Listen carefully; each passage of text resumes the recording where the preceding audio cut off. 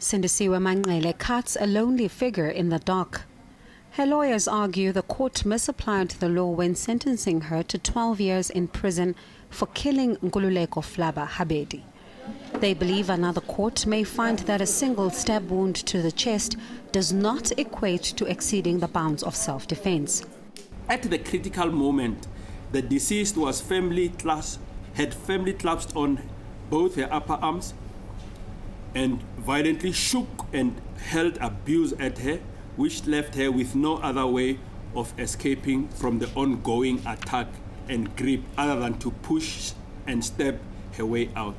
The applicant had no luxury of time and a choice to make at the time. She had to, and the means that were used were no more than the danger that she was facing.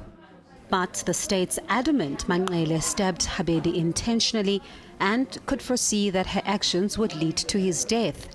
Her explanation as to why she stabbed the the deceased, and as to how she stabbed the deceased, my lord, that forms the basis of the court's finding in the end that she exceeded the bounds of self-defense. On the accused's own version, she said that she wanted to stab the deceased on her own version, my lord, and therefore the stabbing cannot be said to have been accidental.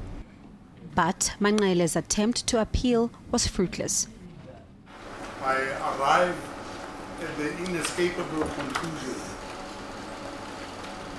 that your application has to fail for lack of reasonable prospects of success, and no other court would come to a different conclusion on your application for leave to appeal.